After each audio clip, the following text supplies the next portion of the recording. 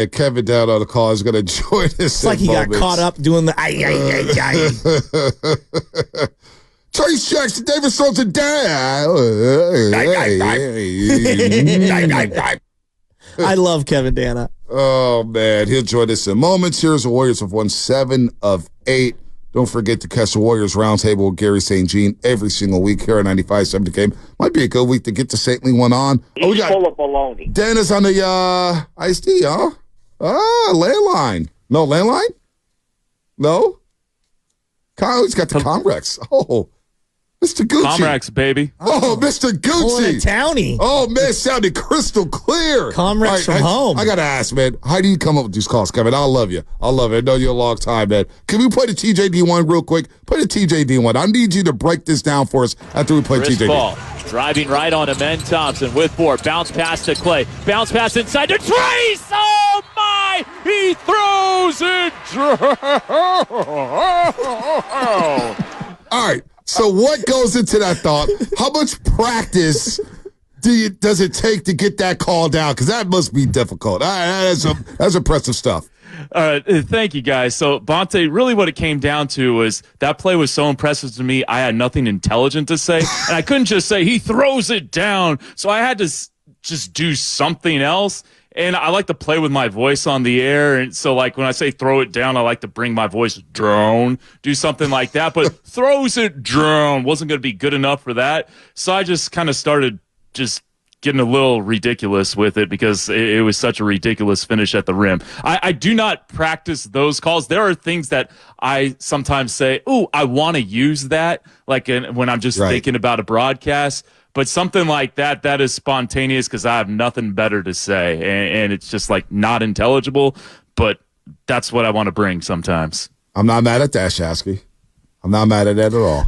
So, Kevin, what have you noticed from the Warriors over the last couple of weeks here? Because, I mean, they've been all over the place. They give you a great performance. They give you a poor performance. The availability is always a question mark. It does feel like they're rounding out into form, though. Like, I actually do think they're playing some of their best basketball all year right around now.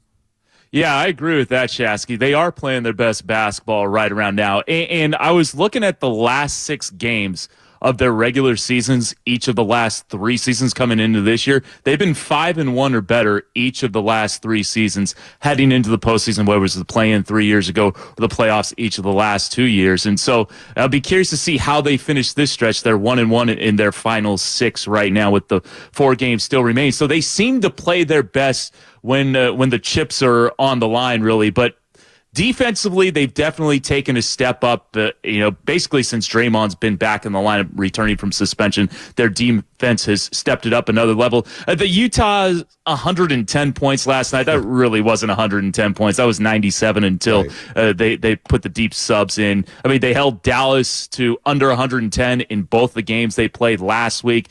Houston can get fiery on offense. They held them to 110. Holding a team to 110 in today's NBA, even with the new rules, quote unquote, that they've instituted midseason, is a pretty good job. So defensively, Klay has been on a pretty good heater since February. So getting Klay to shoot around 40% from 3 over extended time has certainly helped. Obviously getting Draymond back. And then Trace Jackson Davis, he's been awesome since he's been in the starting lineup when Jonathan Kaminga got injured. It's great to get JK back, but I'd say those are some of the main factors. Klay's value. What do you think his value is going to be on the open market? I don't even like talking all season. You know us down here on the roast. We wait till the all season to talk about the all season. But it's reports, the dirty little secret that Orlando has a bunch of money. Philadelphia's going to have a bunch of money. The Clippers are probably going to make some moves here. What is Klay's value to this league? Because I feel like he has a tremendous value to this league. I agree with you, Bonta, and I think it's only going up, and not just because of the 32-point game last night. I mean, he has been consistently good over the last couple of months, and he's been consistently available, too. 74 games played he's at right now for a guy who's 34 years old, coming off 2 major injuries, and he's still the second leading scorer on a team that's at least going to be in the play-in. I mean, at least 20-something million. You would think with the way contracts are right now, I would not be surprised if some team were to hand him mid-20s kind of money per year. I don't know how many years that would look like, maybe 2, maybe 3 years, because he'll be entering his mid-30s, but I think he's at least worth that much on the open market. Well, what did you think of Kaminga last night? I was surprised at how well he was moving. I mean, the explosiveness was just all over the tape yesterday. He looked so much better than a guy that I thought was going to come in looking a little, frail and out of shape because he hadn't played in 6 games. Yeah, that was the thing that impressed me, too. He looked just as bouncy as he normally does, and he had scrimmage during the week, and there was the thought that he was going to play Thursday against the Rockets because he had played Tuesday. He had scrimmage Tuesday before the first Dallas game, and then just when he had got to the gym on Thursday, just didn't quite feel right, went through his workout routine pregame. Same thing on Friday, thought he was going to come back Friday. So he'd been close for a while, and it's not like he had just been resting. He had been working to get into game shape. He had a hard workout on Saturday, according to Anthony Slater's report in The Athletic. So, look, he had kept himself in shape, as good a shape as you can, returning from injury, and it certainly showed. And I believe Fitz said on the broadcast last night, it was his first 10-rebound, 4-assist game of the season, in addition to the 21 points. Wow. Very efficient from the field. So, look, yeah, He was really, really good. He exceeded my expectations, but I do think this was the best game for him to return. Yep. You're playing a team, with all due respect, they weren't the Utah Jazz, they were the Salt Lake City Stars last night. And I saw those guys at Kaiser Permanente Arena in the G League playoffs last week. Hey, Juzang, like Bonta was laughing at me last night, but I was like, I like Juzang at UCLA. I know it's a G League showcase last night, but I think he could play.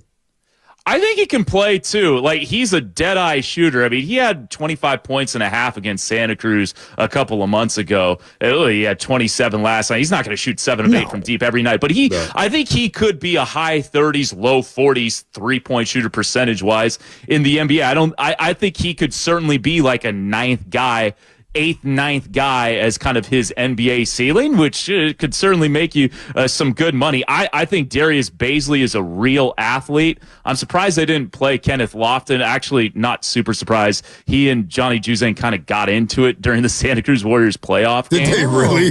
Yeah, so like Johnny, there's a fast break. There's a fast break, a 2-on-0, and Johnny Juzang has like Lofton right under the basket for a kick ahead, and Juzang just kept it himself and laid it in. And apparently they and Lofton started yelling at him, and he got pulled out of the game. That was midway through the third quarter. Salt Lake City was leading, and I'm not going to say it cost them the game. Santa Cruz won by 2, but Lofton was kind of killing Santa Cruz. So a little Johnny G League drama has a little me in him. He has a little, I'm going to take the shot, not you. He's one of those guys. No, that's definitely right up Shasky's alley right there. Right up Shasky's alley. With the Warriors going into L.A. tomorrow, Kevin. Look, it's a big game in a sense. If they win, their hopes remain alive for the number 8 seed.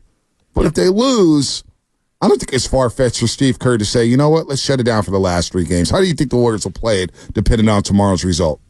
Yeah, I think that's well said, Bonta. I mean, if they do lose that game, you're really not playing for much of anything. I mean, technically, mathematically, I think they'd still be alive, but they would need they wouldn't be alive for the 9 seed anymore, right? Because they'd have 30, could only get to 46 wins, and the Lakers would already be at 46 with a tiebreaker. They'd need the Kings to lose out, so that won't happen. So yeah, I mean, Draymond could probably use a rest day here or there if there isn't anything on the line. We've talked about Steph needing the rest day, which he got yesterday, another perfect rest day for him. This is going to be an interesting game because we don't know if Anthony Davis or LeBron James are going to play.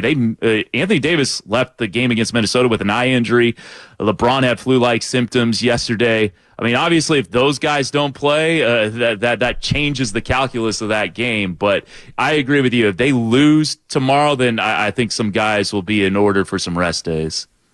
All right, let's have a little fun here, Kevin. Let's do it. All right. Now, nothing is worse than when someone starts to ask me all my sports opinions when I'm just hanging out with my families, but I'm going to put you on the spot here and do the same thing. Do it. I want you to envision me going down the lane, even though I would never do this in a game, dunking all over Bonta, all right? And that way we can have this sound, so whenever I have a good segment or a good opinion where I dunk on Bonta, I need that call right now from Kevin Danna so we could use it on the board. What do you think?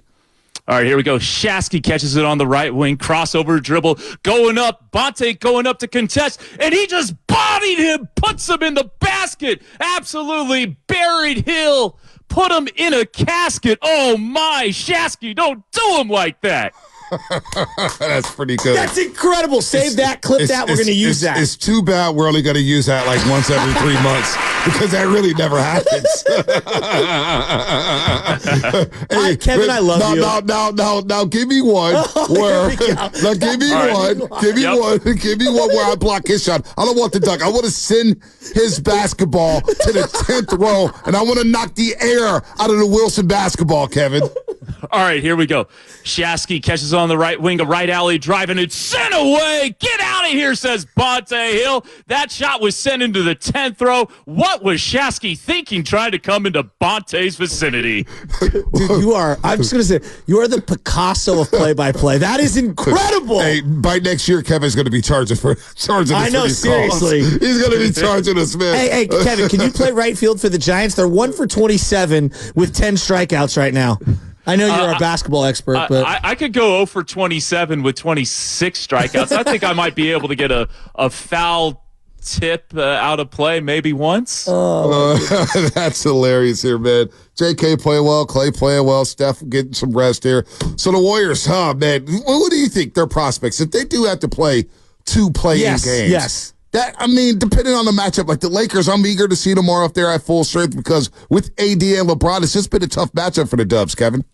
Yeah, no, they really have, especially at Crypto.com where they historically haven't shot well. I'd much rather face the Pelicans who are sliding, who don't have Brandon Ingram right now. I'd much rather face the Sacramento Kings, with all due respect to Alan Stiles, our guy up there in Sacramento.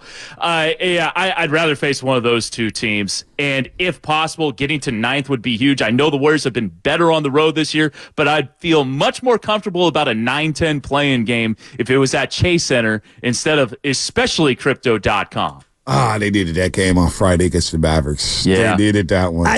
Okay, I'm watching that game. I'm like, gosh, I wish Kaminga or Wiggins would have played in that game. I think they win that one. I do too. Kyrie special last night, 48 points. Luka Doncic, 37. Outside of the Warriors, when you look at the Western Conference, I think Dallas is a very dangerous team. I think they match up very well with the Clippers if they meet them in the first round. But outside of Denver, who has the best shot to represent the West? And I guess I'll just ask this, Kevin, to you. Who has the best shot to knock off Denver? Yeah, that's a great question. I do think it might be the Dallas Mavericks. Just because of the way they're playing right now. I like them in a series against the LA Clippers right now. If you asked me that about 6 weeks ago, I would have said the LA Clippers because of the way they had a 26-5 stretch this year where they just looked unbeatable. But I do think with the way Dallas is playing right now, they are the team I would trust the most because not just because of Luka and Kyrie, but the defense they put around them. I mean, Daniel Gafford, as we saw on Friday, is a major rim protector. And getting guys like Derrick Jones Jr. and Dante Exum who can defend on the wing. And now Dante Exum shooting 50% from 3 this year. That is he went to EuroLeague and came back a different player. So I think I would put Dallas up there. Their defense, they have like a top 2 defense since the trade deadline. So I would say Dallas. I don't have faith in Oklahoma City yet. I don't have faith in Minnesota yet to give Denver a run for their money in the postseason. They're maybe a couple of years away. I'd say so. Dallas would be my team. All right, Kevin. Always good to hear from you, man. I know you're traveling down to L.A. tomorrow, right? You'll be calling that game? Yep. I'm getting on the team plane in a couple of hours. Oh, nice. Look at you. Quick flight to L.A. Who do you sit next to on the plane? Yeah, so it's usually like the tech manager for NBC Sports Bay Area. Shout out Joe McCarthy or JC Garcia last time. Oh, JC. They aren't traveling anyone down NBC Sports to the Lakers game because it's a TNT only. So maybe I have a row to myself today. Ooh, well, I would say Netflix, Ridley. I started watching it last night. 1 episode in. It's in black and white. It's excellent. I suggest downloading It's a 45-minute flight.